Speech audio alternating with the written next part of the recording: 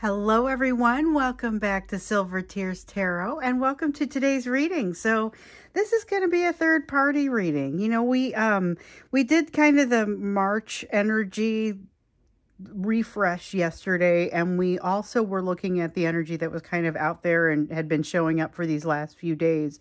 And in the extended, we were very clearly pointed toward doing a third party reading for today. So that's what we're going to go ahead and do.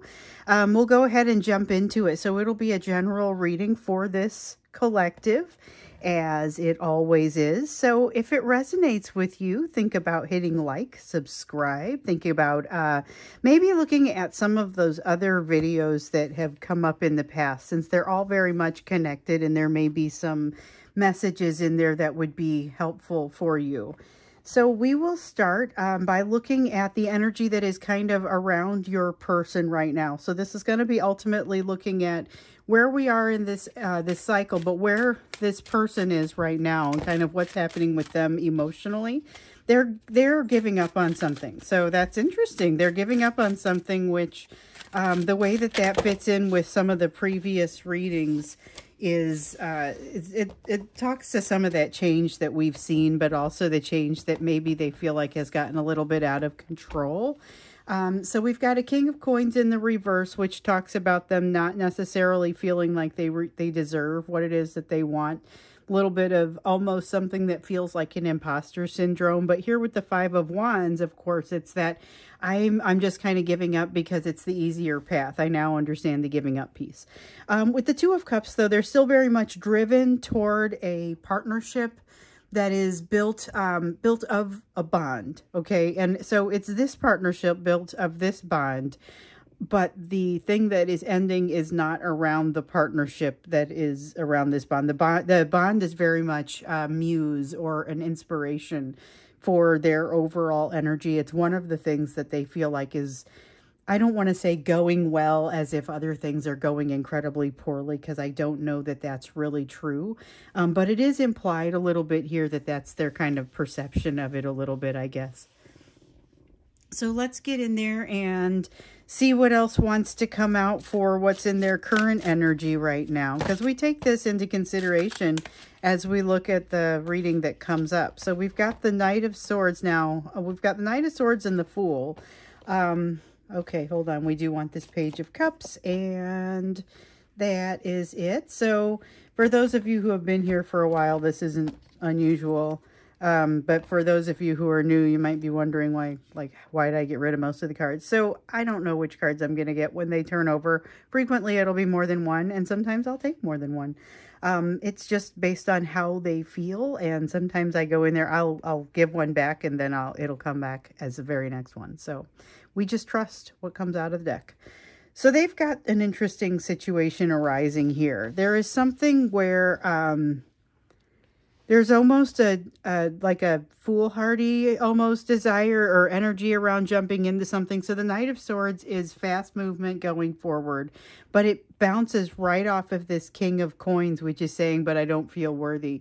Page of Cups says, I'm just going to reach out and say something. I'm going to reach out to somebody. It's like the energy of maybe, you know, reaching out to somebody who's famous, and they're just going to do it anyway. And they jump in. It's a bit of a leap of faith. And so not necessarily the same leap of faith that's being described here with the Fool, but this is the energy that allows them to take a leap of faith. And it's the kind that allows you to talk to somebody who feels like they might be a little bit out of reach, but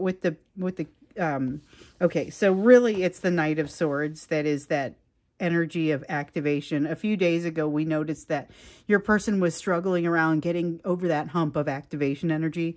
Like, it's here now. If this energy had been there the other day, you might have seen some very different behavior from them, but this is about being able to start a difficult conversation, reach out to somebody famous, that kind of vibe, you know. And then the Fool is, the Fool is going into uncharted territory. And so if you've ever seen the show upon which this deck is based, you will recognize this character as, when they are initially introduced, being something of that feeling of going into uncharted territory, and you just never know how things are going to turn out. So in this case, it turns out in a pretty spectacular way, and I don't want to ruin it for you, but it's really cool. So it's a deck based on Avatar: The Last Airbender. And it was just something that I kept seeing it on as I was walking through the room, and eventually got sucked into it. It's pretty good.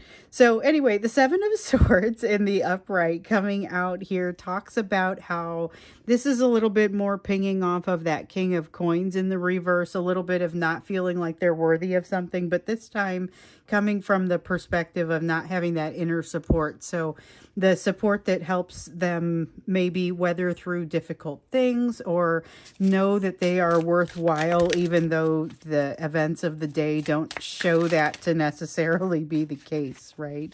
It's there's a feeling about this of them being able to see that about themselves also. Now, the Hermit comes out, and so does the Four of Cups. I'm not sure which order, though. So this is about disappointment and going to find some wisdom. The advice for the month of March, one of the pieces of advice that came up, honestly, for both of you was to go into the Hermit Cave. Seek out some of that wisdom instead of constantly getting all of your advice from outside of yourself. Seek to get some of that advice from inside yourself. And so this person is doing that, but there's also a sense of disappointment. So what's difficult for me to tell is if it's the disappointment driving them to the place where they're finally seeking the answers from within, or if the answers from within are what is creating the disappointment. And it might be a little bit of both in kind of a cycle of it, but it's definitely both of those things are present.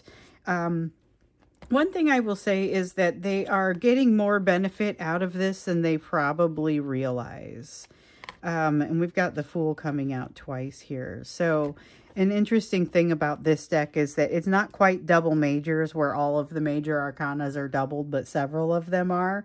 So there is a possibility you might see something like the Fool twice, or the World card twice, or, you know, there's a couple of them. Not all of them are duplicated, but some are. And I run with all of them so that we can allow for the greatest potential of opportunity. I will just read the energy as it comes up, because that's really what I'm doing. It's really more about reading the energy than reading the cards. It would be okay to use a different medium, and the energies would still be what wants to come out. The same messages would likely come out of pretty much anything. But the tarot is a fabulous way to do it, because it's like the human condition wrapped up in a deck, you know. So we have the Fool energy coming out again, and in this case, once again, jumping into something you don't know how it's going to go. But with this Nine of Swords, that Hermit energy, there is something that this person is unlocking, and we've seen that happening in, or a need for that to happen in some of the recent readings. I think it just came up again yesterday around needing to unlock some things. So you have helped them to unlock some path, part of their path toward healing in the past, but you're getting into a place now where you are going to see them unlock some things that have to do with learnings that they're putting together from broader places. So some of it will come from you.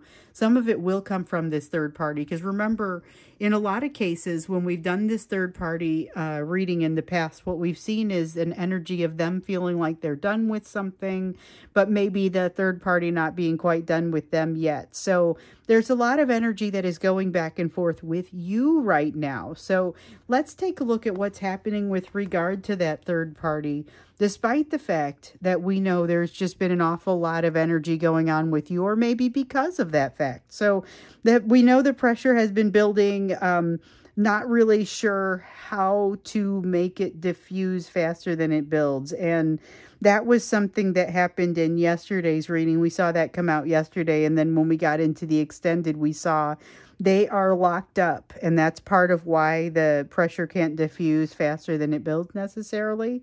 And part of what's locking them up is what's happening. It's change that's happening with this third party, but they're locked up. And remember, we saw the Tower card come out in the reverse. What did I drop? and the Death card come out in the reverse yesterday. And then we got into the extended, and like, I don't want to spoil it for you, but we saw it come out in the reverse again out of both decks. So we saw 2 towers in reverse, 2 Death cards in reverse in the extended. And that is really indicative of just the amount of clenching that this person is doing, the amount of them not being willing to let go of trying to have control. And here we see a little bit of why. So this showed up a little bit in yesterday's reading too.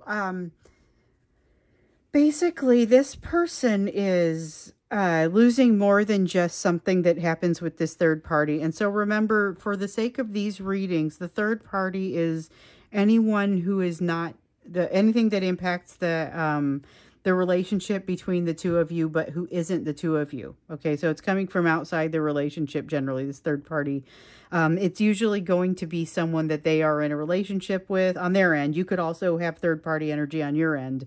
They could mirror any and all of this, but it's someone that they're in a relationship with, or it is their job, or it is someone at that job, or it is someone in their family, somebody that impacts the life a lot, or a situation, because it could really just be a job and not be a specific person at that job. But oftentimes you'll see that it is going to be around the people in a situation. So what we're seeing, we've been seeing a lot of change that is not necessarily what they expected. So it's collateral damage that results from a change that was maybe a move that they made more intentionally, but they're very much being triggered by what they've seen here. They're being triggered by what's happening around that change, and it is unintended consequences, unintended energy, unexpected energy. They're feeling pretty off balance at this time, and that makes them especially susceptible to the force field that we've sometimes seen come up around this third party. And it's basically, it's like this energy that when they get closer to this person, they get wrapped up in this force field, and suddenly they're unable to think the same way that they do when they're around you or when they're not in this place. So they go to work and all of a sudden they start thinking like their values seem to shift when they're at work, or when they're around this person in their family, or when they're around the spouse or a significant other or something like that, you know.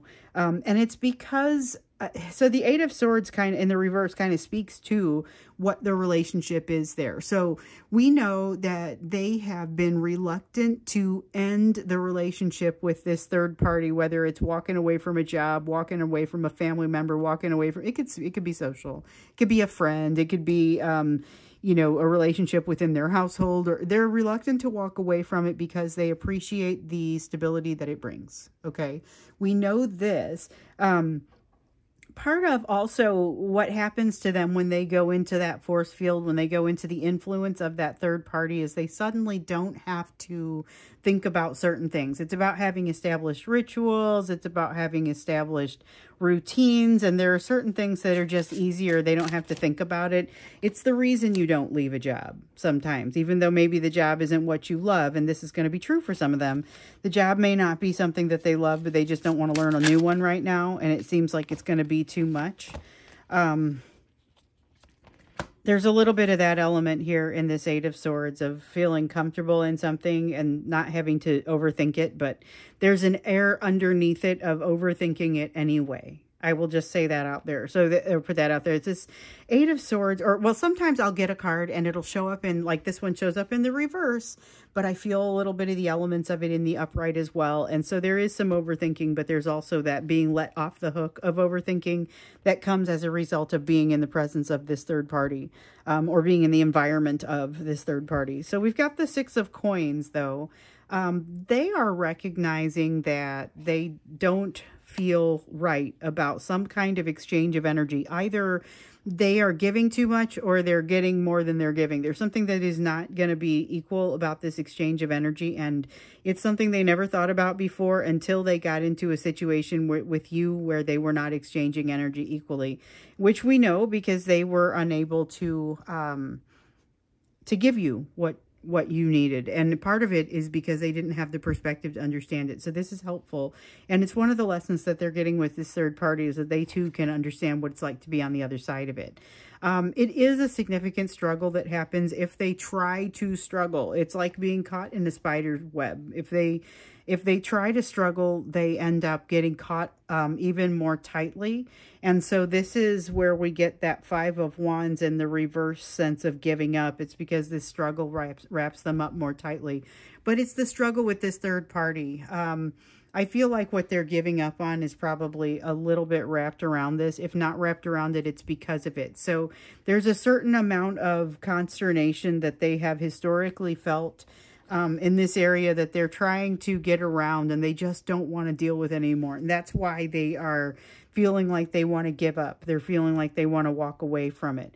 Now, we have the Eight of Swords in the upright. Remember, I said I felt like the Eight of Swords was showing up in the upright a little bit too, because it is a tendency to overthink the situation, and they overthink the situation with the third party. They overthink the situation with regard to you. They are prone to doing that. So the only reason the Eight of Swords is in the reverse here with regard to the third party is because of the impact of what I was calling that force field, where they get in there and all of a sudden they start to seem like a different person with different set of values, might talk a little differently, things like that, you know. It's because a lot of their choice is being removed from them, and they're used to it. They're used to environment. They're used to operating in that environment. Even if they don't like it, they're comfortable in it. However, they are still quite prone to overthinking, and they're feeling like, I still get that sense that like they want to walk away, but they're afraid to upset the balance, and they know that walking away would upset the balance. So it's that same vibe as, I don't want to have to leave this job because I don't want to have to learn a new one. That really is a big, and again, it may not be their job. It might be, I don't want to walk away from this relationship because I don't want to have to learn a new one. But there are truths that have become evident to them that they cannot unsee. They will not be able to get out from under the weight of some of these truths, the challenge of some of these truths. And with the Queen of Coins here, they're not well positioned to do that. So they're not feeling like they're on top of the world. They've got the King of Coins and the Queen of Coins both in the reverse, and both making them feel like they are less than. So they feel like they are less than in the context of this relationship, but not necessarily because of the interaction. It's partially because of something else that's going on in their mind from what they're learning with all this. Here we see the Resistance rearing up again, though. Boy, I would love to have that Strength card in this. We're seeing that Nine of Wands raise up, or the Resistance raise up again. So this is a resistance that is born of being tired, of not wanting to struggle. It's that kind of resistance, but it's not a particularly well thought out resistance, because it's one where they actually might have more choices than they are assuming that they have. But there's a lot of trying to, they've been doing a lot of trying to control their environment, which has caused them to misinterpret some things in their environment. And I see that things start to actually look like they are out of control with regard to this situation. They look increasingly out of control here. And I don't mean that it necessarily blows up and becomes something that is, you know, makes it into the papers or police are getting called or anything, but I'm just saying that the outside observer is starting to be able to see the King of Cups that shows up in reverse sometimes, that shows this person wanting to be in control, being perceived as in control of their emotions. That King of Cups is freaking out in this energy right here, because it is the energy of people being able to read how unhappy they are, how concerned they are, how unsure of what to do next they might feel. I mean, that is not something that they want people to perceive from them, and yet I feel like that's what's happening. It stems from this Queen of Cups and the triggering that happens there. There's something about them that they don't know how to handle the situation that's unfolding with this third party, and it all breaks at once. But it's a break in the foundation, it feels like, and so it's something that they're not able to get past. But they also, you can live on a broken foundation, and that's what they are considering at this point. However, they're also having some reconciliations that you have brought on that are causing them to realize they can't just ignore it and continue to walk with their head down forever. That's no longer going to be an option for them because of some of what has happened and what they've learned from you. So we've got the Ace of Cups. We talked about it in the March reading at the beginning of the month, and now we talked about it in yesterday's reading as well. That Ace of Cups talks about new emotion that's coming to the surface. It's kind of bubbling up for them. They are not sure what to do with that emotion. Here's that King of Cups. They're not exactly sure what to do with that emotion, but they do know they're able to recognize that this is happening. The emotion piece is happening. Emotions are bubbling up. Despite the fact that they are holding them down, they're not feeling like there's a ton of a choice in that. And that is something that absolutely resonates with kind of what we've seen across the course of this month, and what we've seen play out in these readings where we're specifically, looking into the energy of the month. But they don't seem any more comfortable with it, but they do seem aware of it. And here's that King of Cups that I was talking about with the Two of Coins, where I said this King of Cups is pretty miffed right now, given the way that it's going to start to show. The cracks are going to start to show here with this third party. So we're going to go into the extended and look at what exactly is coming with this third party, because we see change. We see not being able to see things the same way with the High Priestess energy coming out. With the Six of Coins in the reverse, they're starting to recognize something that is bouncing off of a lesson that they learned from you, but they also feel like that's a place where the two of you both maybe taught each other significant lessons, but this is where it's starting to be, they don't want to be in a situation where they get treated a certain way. They've let something get to a place where they're not satisfied with it, and it really does start to show. So yeah, I'm curious to see what that brings, what that precipitates. It feels like it may be a shift that is impossible to come back from, what with the change, the break in the foundation. But like I said, you can live on a broken foundation, so I'm not entirely sure where that goes. We'll see when we get into the extended. So the link will be down there for that below if you want to dig in deeper to it. Otherwise, I will, see you in the next reading, because not everybody goes to the extended. It's one of those things where you can go to the extended and get deeper, and I will usually reference it in the next reading, or you can just go to the next reading, because I know not everybody's going to buy an extended. Not everybody even can. Like, some people do it every once in a while, so I try not to hold the message like hostage and try to give you the meat of it, or really what wants to come out. But questions that arise here, then I take over to the extended, and that's just kind of, it feels like the best way to go, so that we can dig deeper into the pieces that come up. And of course, we'll pick up where we left off, usually where we left off as a result of something that happened in that extended. So before we go into today's extended, I want to do the you portion of the reading, which is where we're looking at what your focus needs to be given the rest of what's on the table here. And it's your focus areas generally that we're looking at there. So we've got the Eight of Cups. Eight of Cups, feeling very much like that quest that you're on. The Moon, feeling like that quest is feeling more meandery than questish right now. And just a recognition that that's going to be the case. It's not necessarily a bad thing. It's not necessarily a good thing. It's just a neutral thing. Sometimes your path is going to feel a little bit more well lit, sometimes more poorly lit. And in this case, I feel like that path is getting into maybe a little bit less well lit.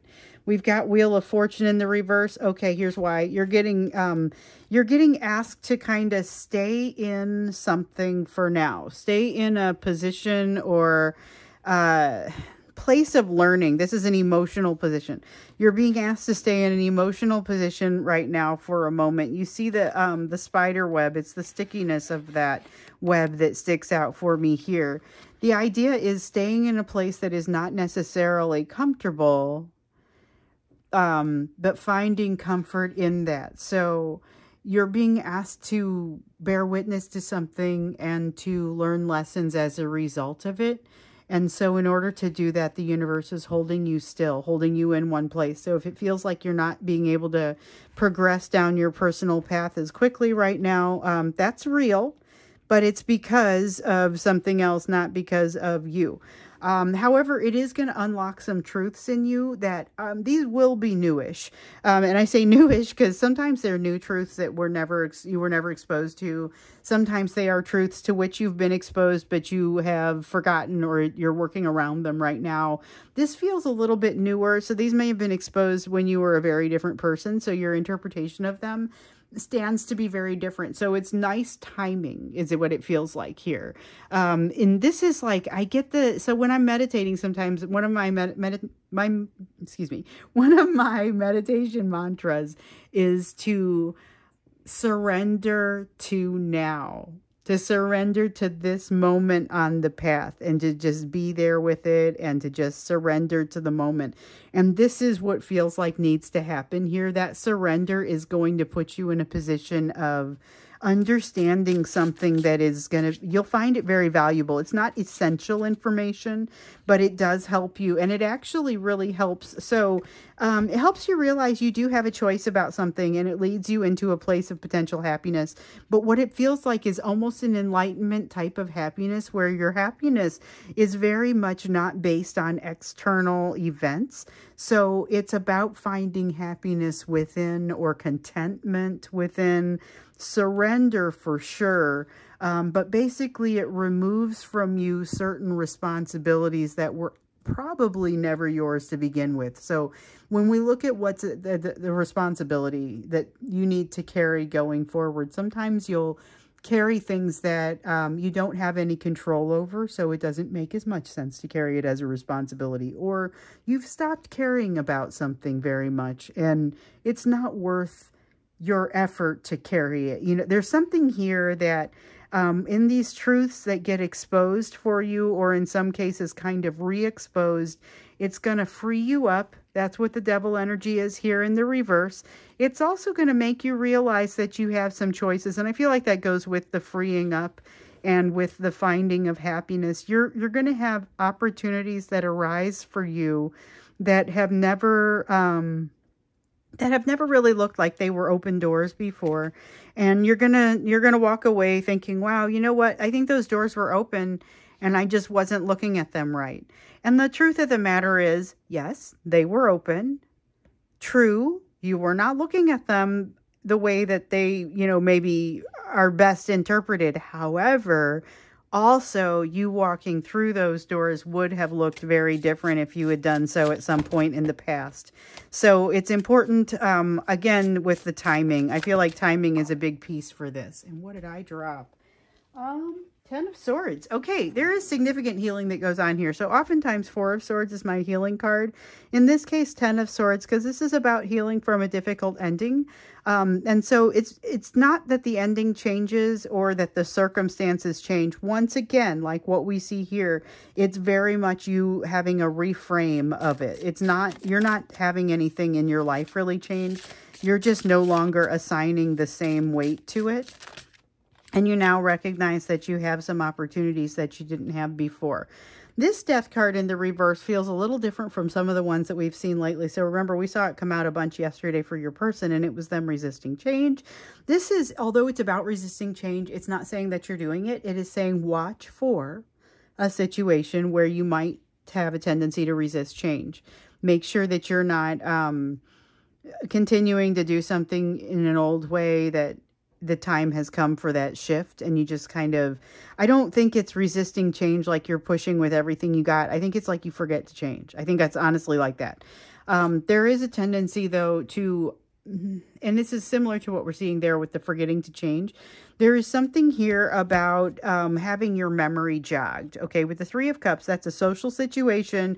Having your memory jogged, you have a problem that needs to be solved. With the 3 of Coins, a problem in your physical world, like something that could be something that's happening at work and like you need something to figure out how to solve it.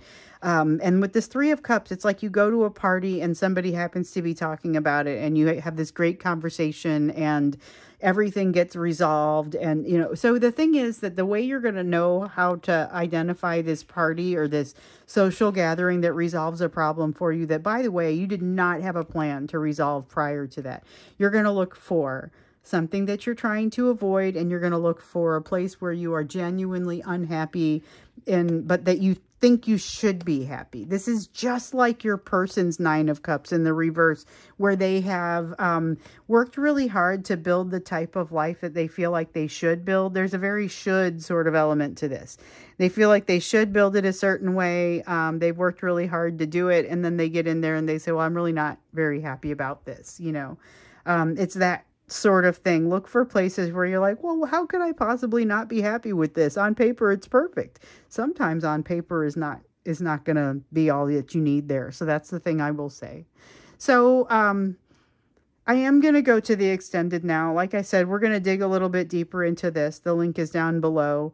If you don't want to go there, I will see you again in tomorrow's reading. But if you want to go there, we're going to dig in a little bit more deeply and see if there's a next event or a next step that we can kind of pull out from this energy. So thanks for being here with me, and I will see you again soon.